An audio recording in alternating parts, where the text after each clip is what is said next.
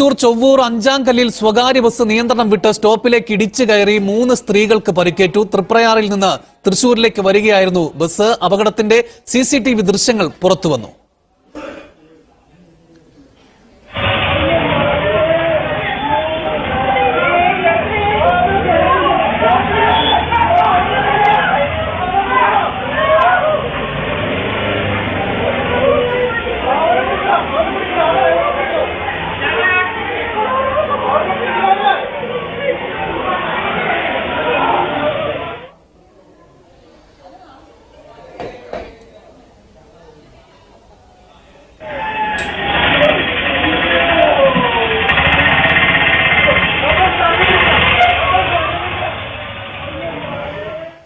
Nikhil Davis ഉണ്ട്. നിഖിൽ, അപകടത്തിന്റെ വളരെ വ്യക്തമായ ദൃശ്യം തന്നെയാണ് പുറത്തു വന്നിരിക്കുന്നത്. കണ്ടു നിൽക്കുന്നവരൊക്കെ തലയ്ക്ക് കൈവയ്ക്കുന്ന ദൃശ്യങ്ങളിൽ നമുക്ക് വ്യക്തമായി തന്നെ കാണാൻ കഴിയും.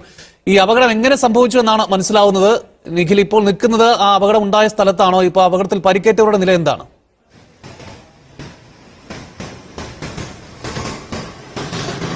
അപകടത്തിൽ പരിക്കേറ്റ 3 പേരിൽ ഒരാളുടെ നില ഗുരുതരമായി തുടരുകയാണ്. ചെവ്വൂർ സ്വദേശിയായ പ്രേമാവതി, സായാഹ്ന, സംഗീത 3 പേർക്കാണ് പരിക്ക് പറ്റിയിട്ടുള്ളത്. തൃശൂർ എലൈറ്റ് ആശുപത്രിയിൽ ചികിത്സയിലാണ്.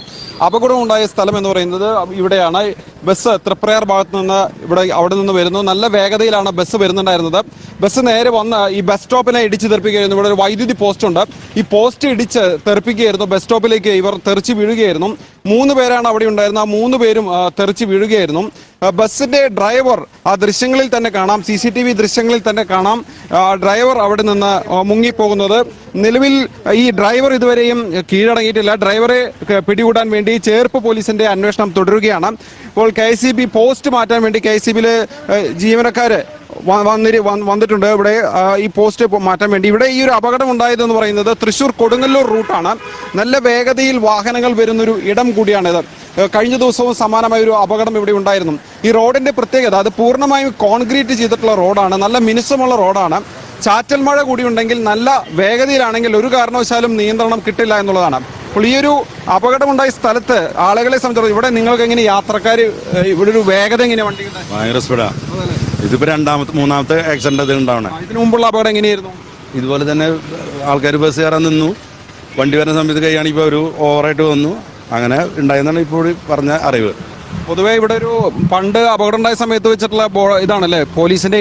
അതെ അതെ. ഇല്ലില്ല, ഇത് ഓവർ സ്പീഡ് കൺട്രോൾ ചെയ്യാൻ വേണ്ടിയിട്ട് വെച്ചിരുന്നതാണ്. ഇപ്പൊ പോലീസൊന്നും ഇവിടെ വന്നിരിക്കണമെന്നില്ല.